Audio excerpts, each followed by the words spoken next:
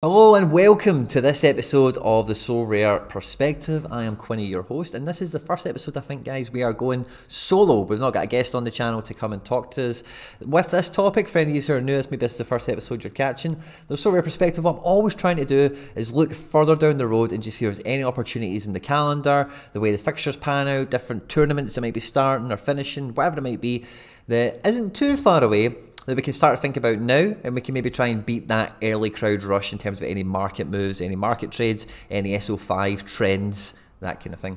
At any point in the video today, if you do laugh, you learn, you like something or whatever, please do like and subscribe, share and retweet, all that good stuff, guys. Stay out of trouble, and let's get stuck into it.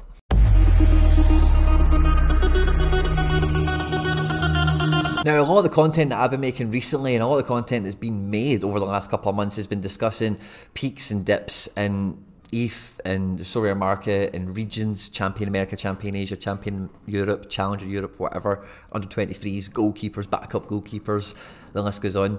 And what I always like to operate in steady waters. I like to buy and sell things, depending on what we're talking about specifically, where there's no noise, there's no interference from external influences or unforeseen circumstances, unusual predicaments that you couldn't have legislated or forecasted against.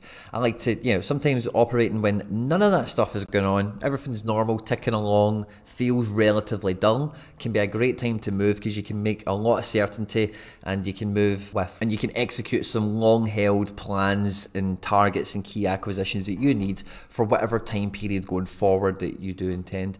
And for me, the next opportunity we're going to have for that is probably going to be the upcoming international window. So from game week 275, which is the 31st of May to the 3rd of June, until game week 280, so that's going to be game week 275, 276, 277, 278, 279, 5 game weeks where it's going to be international football only, and the market will, it depends on what is going on, of course, you can't completely predict the future here, but it's certainly a time where I do expect like the Euro dip or the Champ America boom or the ETH bear market. I do expect a lot of these factors by those points in the calendar to have calmed down and to have, I expect the market to have borne the brunt of these impacts on pricing, on supply and demand, etc., especially with MLS, because the auctions for rares is so slow at the moment.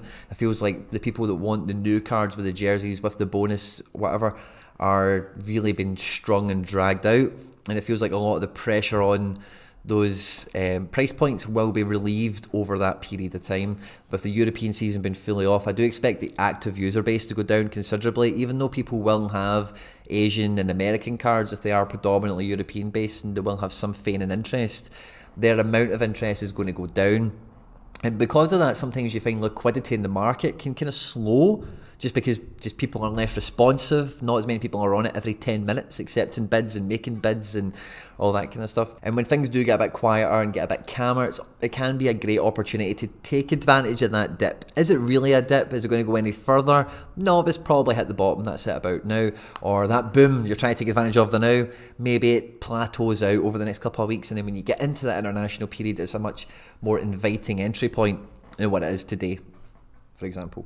Once it gets to the other side of that international window, basically for me, I want my gallery to be back into set into stone. And I think if you're doing any sort of moves, any sort of trades, reconfigurations, changes of direction, upgrades, strengthens, whatever it is you're up to at the moment, I think having the end of that international window is any kind of deadline, and I don't mean that in a deadline as a pressure way, but like knowing that you should have enough ample opportunity to really gauge market exit points for cards you have, as well as entry points for cards you're looking to get. Please let me know your thoughts on the upcoming international window and the potential for any successful market moves in the comment section down below. I hope you've enjoyed this one, guys. Don't forget to like, subscribe, share, retweet, all that good stuff. Stay out of trouble, and I'll catch you on the next one. Take care. Bye bye.